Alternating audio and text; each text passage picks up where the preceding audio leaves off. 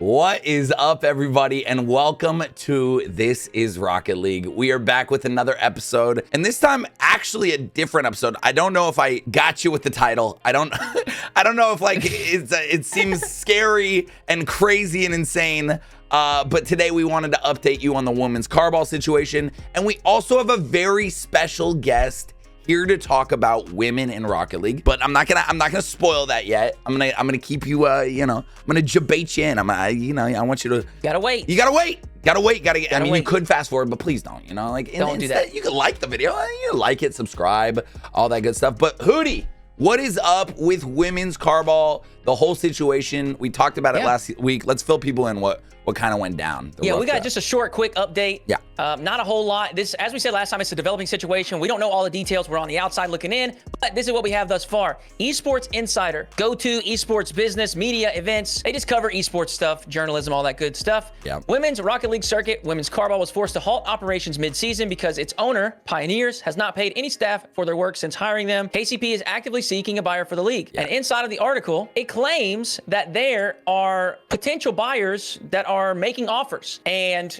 obviously, that has frustrated people because the rumor was in the article that they're denying any of those offers. which can I just say, it just seems like they're trying to flip a profit from at the end of all this when they're like in the hole $50,000. What is it? Aren't they like 50,000? Like they owe people up to like 30, 40, I have 50? no clue. Oh man. Yeah, I don't know the exact specific details on what they owe and who they haven't paid and whatnot. But the rumor in this article is that there are people looking to buy, and apparently they have declined some of those offers. But that claim has been contested. We have to cover this. Yes. And KCP Cully, co-founder and chief marketing officer of Pioneers GG, quotes the article and says, "We have not rejected any offers whatsoever and are still actively trying to find a solution. Our only intent is to take care of the league and its participants." So I think at the moment, a standstill. Just reserve your judgment. Continue to wait. Continue to see how the story unfolds. We just don't know anything yet. And I feel for the players. I feel for the staff, the league, all of the ladies that were looking forward to competing and playing. And now all that is on hold. And that is obviously, it's a bummer. It's sad. It's frustrating. And right now, we just got to hold on. Please remember. We just got to see what happens. So there's two things that are coming up out of this. First thing I want to say is that we, as This is Rocket League, as what we're trying to do here, we're trying to make something that can go on for a long time, and we don't want to just be like, pitchforks again. We talked about this last week. We don't know everything. Obviously, that's right. Me and Hoodie have heard things. We've talked to some people. I feel like when you do news to the best of your ability, you have to show both sides, and you have to until the facts come out, and until they come out, we have to just play both sides. Kinda, sadly. Trust me, my fire, you see me when I'm reading some of this, I'm like, dude, pay the player, pay them. I'm pissed. I'm getting upset, you know what I mean? But I think that's so important to remember. This Friday, we will have more news because I don't know if this was in the Insider article, but I'm pretty sure KCP announced that this Friday they're going to be updating everyone. It was a Discord thing they wrote. They were saying, hey, we're getting this all figured out. Give us till next week, the end of next week. So I'm guessing this Friday, hopefully we'll have some words where we can actually get to the bottom of this and figure out what's going to be going down for women's carball. Because, they own it. They have it. If people really are offering to pay off all the money they owe for women's carball, take that. What are you doing? You're months late, whatever it is. We don't even know the details, but absolutely do it. It just feels like it's being held hostage. Yes, that's exactly right. It does feel like it's being held hostage. But as John said, we don't know. So we're just going to wait. We're going to see how things unfold. And once we do have some more information, we will make sure to cover it for you.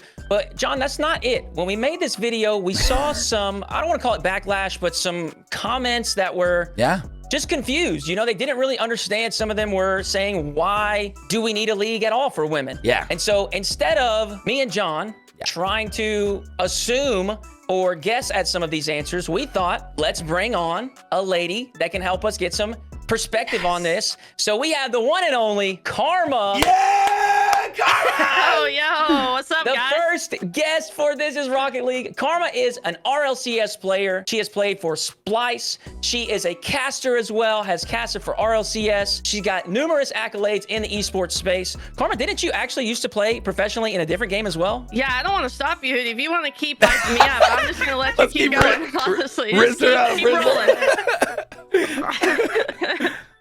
That works good for me. I did play other games professionally. I came to Rocket League about 5 years into my esports career, 5 or 6 years into it. Jesus. Yeah, so I have played other games, but I've been in Rocket League since the past 7 years, since it started pretty much. That's insane. Plenty of experience navigating the esports space and understanding the ins and outs, and also probably seeing it develop over quite a long period of time at this point. We wanted to get some perspective of someone that is an actual female, like someone who's not me and Hoodie, mustache and beard boy telling you how the ladies feel. Like that, it just felt so unauthentic to just to tell you guys like our opinions when we have someone who's been in this community longer. Like you've been, Karmah, I feel like you and I partied like OG. Back in like 2016, like 2017. Oh, we partied hard, John. I know. That's what I'm saying. Like I feel like I've known you. We barely remember that night. That's how hard we went. I'm just saying, like, I feel like I've known you forever in this scene. So it's so cool, first of all, to have you on. And second of all, to like kind of get your opinion on this. So I'm just going to throw it out there. We did this episode about women's carball. We had some people in the comments who said things like this. And listen, I want to throw this out there. I have different opinions than other people. So it's good that questions like this are being asked. And hopefully after today's chat, it can answer some questions for you, make you think a little bit differently. That is the point of this. So Karmah, here's what we got. I'm gonna read it out loud and you can kind of just start running with it or answering it however you feel. So serious question. Why does there need to be a separate women's league for Rocket League players? I could somewhat see arguments for major sports that male and female bodies have to be the differences, which even I think could be argued in some cases. But like, this is a video game. This is an esport. There's nothing biologically or cognitively different that would stop a woman from being the best player in the world with practice and dedication like anyone else. Even the argument of women aren't into video games as men doesn't hold much water these days either. Even when I log into Twitch, I see many female gamers doing well. So like, I guess my main question is, if the talent is there, could some of these players make it to the main teams talent-wise? And if not, what's holding them back? Is it talent bias? If it's talent, is it a mixed gender, lower league, whatever? We'll cut the question on. It's a great question, honestly. Yeah. What's holding them back? A lot of detail. Yeah. First of all, I appreciate that guy saying that, because I think not only have I felt that way in the past, being a lady, because, you know, I have been pro, I guess you could say. I wouldn't consider myself pro in Call of Duty way back when, because I was on a keyboard and mouse team on the computer, and it was different back then. Yeah. But women, he's right. Women in esports have come a long way. I mean, let's not get this wrong. Before, we weren't even able to compete. Now we're able to compete. Right. And make it to, I was top 8. We were arguably like a top 6 team in the world for a little bit of a time. So clearly, like, the skill talent is there if women want to play, sure. I think there are a lot of different factors that factor into women having an issue in a male-dominated environment, such as Rocket League. It's hard to convey exactly what women deal with all the time. But you have to imagine putting yourself, basically, if like a man went into the modeling industry and was just surrounded by women models all the time. Right. That's the best way I can put it to the average guy who plays video games. Like, imagine trying to be a model and you're surrounded by a bunch of women who've been there for hundreds of years, right? Like, it's tough to convince women that you're better than the other women there for a gig. It's tougher to have the women want to choose you over their best girlfriends. Like, it's that type of systemic problem that women face in esports, and it kind of permeates into all different areas of their life. A lot of it comes from social problems. It's hard socially for women to connect and bond with men at the age of the average Rocket League player, I'm guessing, is the average age of 18. So, you know, 18-year-old boys are at their most flexing of their social muscles around that age.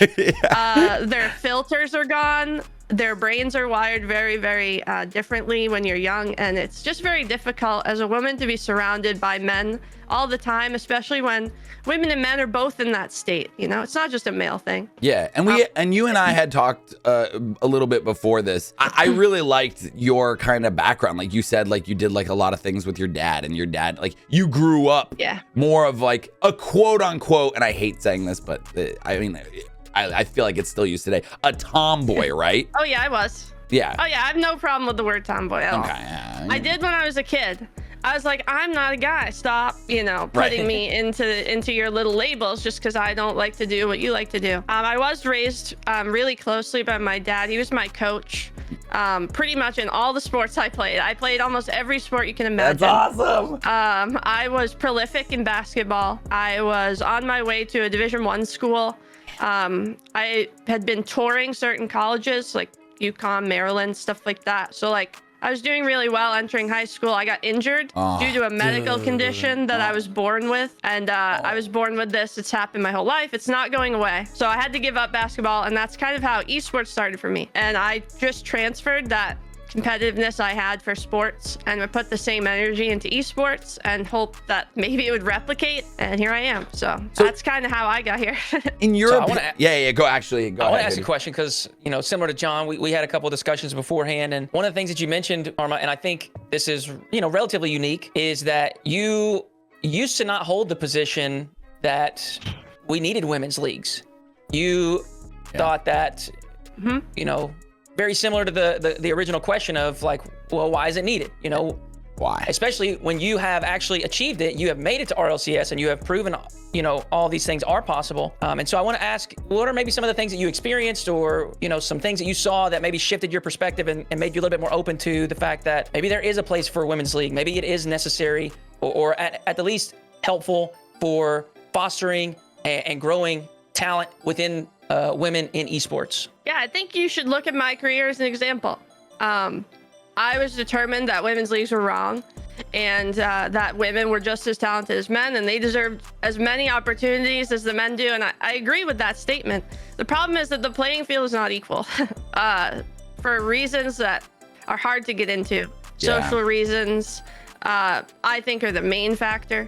But there are a bunch of other different reasons as well that go into that. Sorry, Hootie, can you repeat your question one more time? After that segment, I had something I wanted to say, but I forgot. Oh, you're fine. You're good. I was just curious, maybe what are some of the things that you saw or experienced that ended up shifting your mindset from we don't need women's leagues to maybe there is a place for it? Yeah, so what caused my shift in mentality was after I became a pro. I thought that I put a bulletproof resume together. I started my own teams. I had an org sign me first as a content creator. I branched out to other players, offering them to pay to play with me. And keep in mind that this is the only reason, and these are my best friends telling me this years later, the only reason they initially agreed to try out with me is because I was paying them. Like that was one of the problems. And these are my teammates who believe in me telling me this. And this was only after I found out years later, right? And they aren't bad people, they're wonderful people. But these are like how deep rooted the issue is, right? So we played, we made it through, and I made it to RLCS. Statistically, I was one of the top performers in the league. I was the top performer on my team. Statistically, I think it was a team effort, but I have to put that out there because when the team didn't perform well, typically players who statistically are the best on their roster find a new one. And then when I was looking for teams, I didn't get any tryout offers apart from one team who took a flyer on me. And I found out later that it was potentially because they just wanted my org that had me signed. That player had been unable to be signed by other organizations. Now, I don't know that for fact. Right. Okay? That they could have really valued me and we just didn't perform well. But I was pretty surprised I only got one tryout offer after, doing as well as we did as a team, as an individual. I thought that perhaps I deserved more of an opportunity. That's up to subjection, right? Yeah. But I felt in that position, having built up all the stuff I did over the years, I thought to myself, how is someone else supposed to come in, another girl who doesn't have what I have in their back pocket and get a tryout if I can't even get tryouts? Right. And that's kind of where my perspective shifted. And I was like, okay, now I understand why people are setting up women's leagues. Because during my time as a pro, I got offered to be a part of women's leagues, and I said no every time. I said, I don't think we need them. I don't think that there's any use for them. Yeah. I viewed it the same way as many of you guys who are watching this do, and maybe some of the chatters do. And what I quickly realized throughout my time of continual denial for reasons I couldn't understand, right? So that's why I sought out the female leagues and maybe helping out in those female leagues, because I believe it's really important to give women a place to gain confidence in the industry, understand what it's like to be in a competitive environment, build your confidence that way, so that when you get thrust into the gauntlet, it's not that big of a shell shock. Because I will tell you, the amount of things that I heard from other pro players, fans, people I thought were close to me, that were shared and sent to me about what people said, like behind your back, very sexist, and they were said because I was a woman as well. That I was shown to me is very disheartening, and it's really, really difficult when you see people who, my whole goal from the entire beginning of starting gaming was to be respected female. I want to be the best women player of games of all time. That was my goal. I want to be pro in multiple games. I want to build a resume.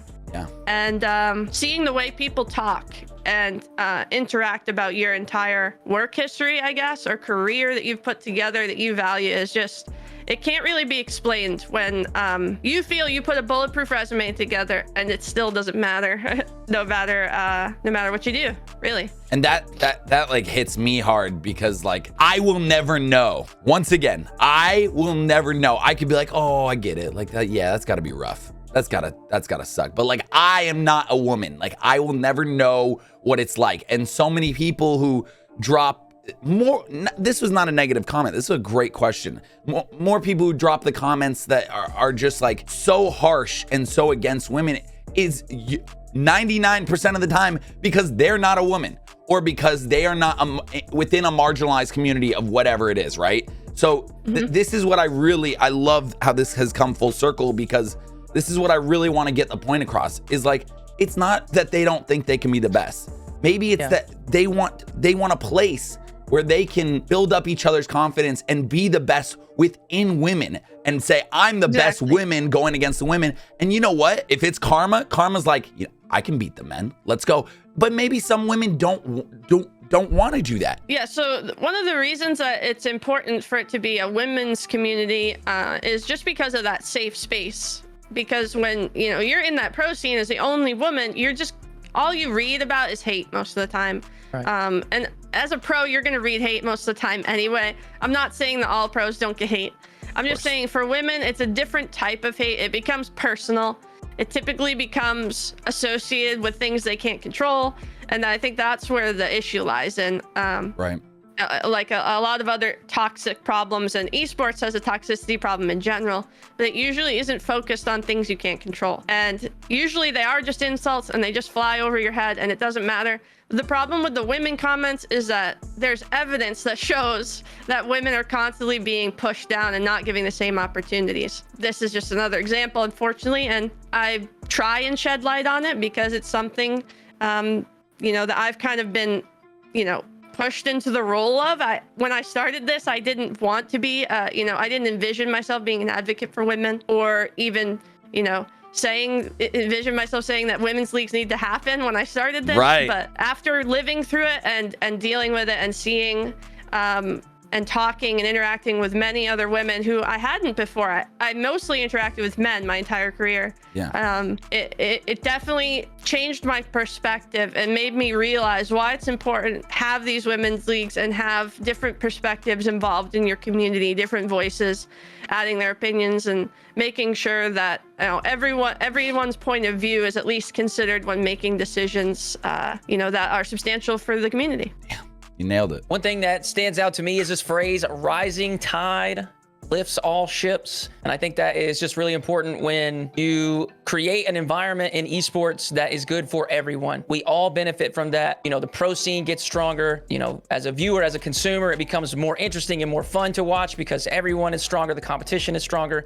So I think just, being conscious of the fact that there are groups of people that have challenges that others don't. I think, again, it's just one of those things that benefits us all to take care of everyone. And it sounds to me like a lot of the curiosity or hesitation or skepticism comes from the fact that it's not, they say that it's not impossible. And it's correct. It's not impossible. Karmah's proved it's not impossible. She went and did it. But she had to go through so many challenges that her peers did not have to go through. And that's the main thing, is that, when you build this league for women, they won't have to face sexist comments, people talking about them. Well, they still will. And saying things about them solely because they're a woman. Yeah. Right. And so it's just about creating places where people can grow and turn into the talent that they have the potential to be and become all that they're capable of being, because the current systems are not welcoming and equal for everyone. And truthfully, it's about building the community.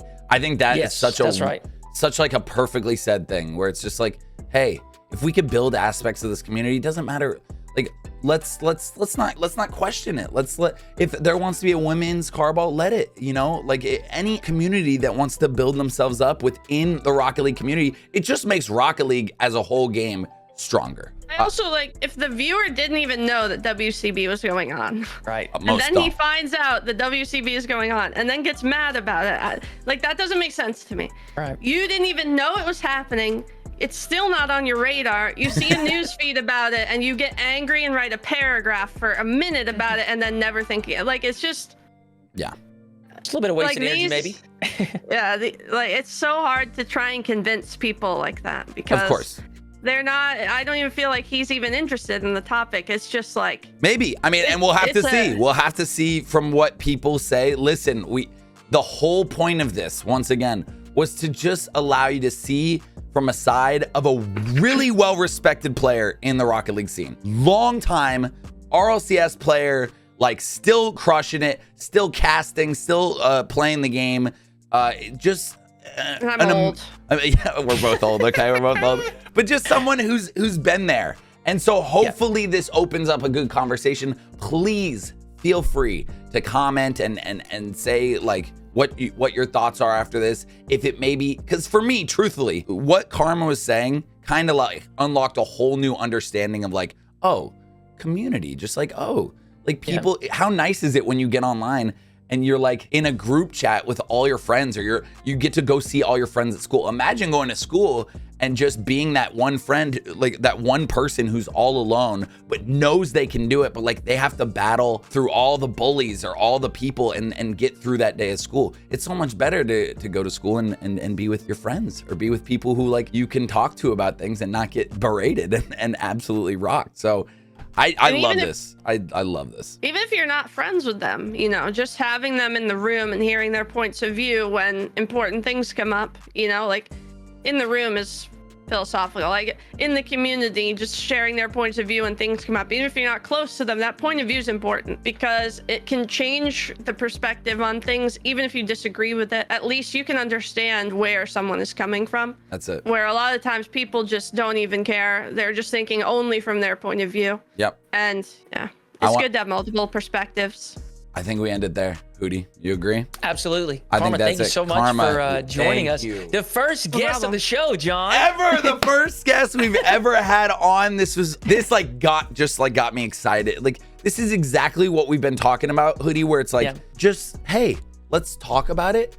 We can all have different opinions, but I think it's so important that I've said this so many times, but we need to listen to each other more. We need to listen. This is a world thing. This is not just Rocket League news. This is Rocket League. This is not just Rocket League community. This is just a world thing. Just opening your ears, sitting down, letting someone talk for 20 minutes. I'm going to read all your comments. I'm going to see what you have to say. Not going to filter any of them, delete them unless they're oh my God. Karmah will be there. I just want to hear this question as much as I was question. Whoa, man, come on, dude. No, it's women, whatever. I learned something from it, and I now understood. I understood where maybe you were coming from a little bit. I hope it was a valid question and a question you wanted answered, so we tried to answer it in today's episode. So we love you all so much. Thank you, Karmah. Thanks, Hootie. Thank you for a great episode. Thank you all so much. And hey, Karmah, where can we find you? Tell us anything, everything. Where are you streaming? What's going on with you? I'm on most social platforms as Karmah, the word Karmah, and then HTV afterwards. I'm on Twitter, Facebook, TikTok, all with Karmah HTV at the end, all one word. You can find me there. Otherwise, I stream on Twitch as well, twitch.tv/Karmah, and then an AH after Karmah. I know it's complicated. I'm sorry. Karma is such a popular word. I had to try and wiggle around it, but I did my best. I love it. I love it. Well, thank you for coming on, and we will see you soon. Peace out, everybody. Later.